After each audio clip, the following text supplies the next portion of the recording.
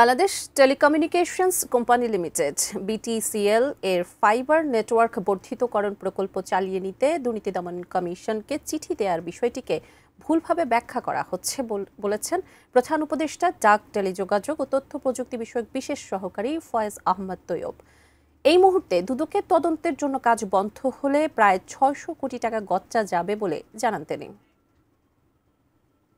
BTCL এর fibre transmission network উন্নয়ন প্রকল্পে দুর্নীতির বিষয়ে অনুসন্ধান করছে দুদক। এই আলোচনার মধ্যেই দুদকে চিঠি পাঠিয়েছেন প্রধান উপদেষ্টা ডাক, টেলিযোগাযোগ ও তথ্য প্রযুক্তি বিষয়ক বিশেষ সহকারী ফয়েজ আহমদ তৈয়ব। সে চিঠি সহ টেলিকম খাতের বিভিন্ন বিষয় নিয়ে রাজধানীর ফরেন সার্ভিস একাডেমিতে প্রেস ব্রিফিংয়ে প্রধান উপদেষ্টার বিশেষ এই সহকারী কিংবা রেভিনিউ লিকেজের কারণ ঘটাচ্ছিল বলেন, কিছু প্রতিষ্ঠান বিটিসিএলকে তুলে দিতে চায় বলে চক্রান্ত করছে। এই অবস্থায় বিটিসিএল তাদের নেটওয়ার্ক আপডেট না করতে পারলে হারিয়ে যাবে। বিভিন্ন বিষয়ে অপব্যাখ্যা দিয়ে ফ্যাসিস্টদের সহযোগীরা অপবাদ ছড়াচ্ছে বলে অভিযোগ করেন ফয়েজ আহমেদ তৈয়ব। কিছু বিশেষ কোম্পানি বিটিসিএলকে এই মার্কেট থেকে আউট করে দিতে চায়। মাননীয় দুদক চেয়ারম্যানকে একটা চিঠি লিখি, এই চিঠিতে আমি মূলত আমার যুক্তিগুলো তুলে ধরি। দেশীয়দের কোনো ব্যবসা বন্ধ করা হচ্ছে না।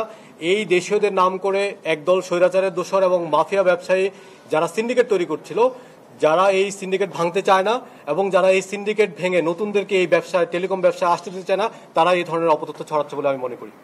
তিনি জানান, প্রকল্পের মাধ্যমে এরই মধ্যে প্রায় ৩০০ কোটি টাকা খরচ হয়েছে। তদন্তের কারণে প্রকল্প বন্ধ হলে সরকারের ৬০০ কোটি টাকা লোকসান হবে।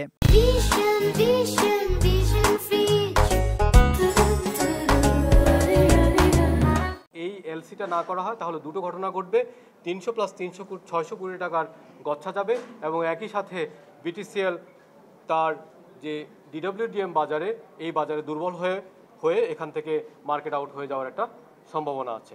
এ সময় টেলিকমিউনিকেশন খাতে বর্তমানে মন্ত্রণালয়ে দায়িত্ব পালন করা কেউ কোনো ধরনের দুর্নীতির সাথে জড়িত নয় বলে দাবি করেন প্রধান উপদেষ্টার বিশেষ সহকারী। আমি এবং আমার মন্ত্রণালয়ের বর্তমান দায়িত্বপ্রাপ্ত আমরা যারা আছি তারা কোনো ধরনের কোনো দুর্নীতিতে জড়িত নই। বিগত ফ্যাসিস্ট সরকার টেলিকম লাইসেন্সিং এর মাধ্যমে মধ্যস্বত্বভোগীদের লুটপাটের সুযোগ করে দিয়েছিল, যার কারণে প্রতি বছর তারা প্রায় ৪০০ কোটি টাকা হাতিয়ে নিয়েছে বলে দাবি করেন তিনি। সেই সাথে লাইসেন্স প্রক্রিয়াকে সহজ করে এ খাতে শৃঙ্খলা এনে ইন্টারনেট সেবাকে মানসম্মত করা হবে বলেও জানান এবং উচ্চ গতির ইন্টারনেট রেজিমে চলে আসে। এদিকে ওই চিঠির কারণে দুর্নীতি দমন কমিশনের কার্যক্রম বাধাগ্রস্ত হবে না বলে জানিয়েছে দুদক। সেই চিঠি কোনোভাবে এই স্বাভাবিক কার্যক্রম বাধাগ্রস্ত করবে না। দুদক কি ওটা চাপ অনুভব করে কিনা? দুদক এই বিষয়ে কোনো প্রকার চাপ অনুভব করছে না। সম্রাট আনোয়ার, এটিএন নিউজ, ঢাকা।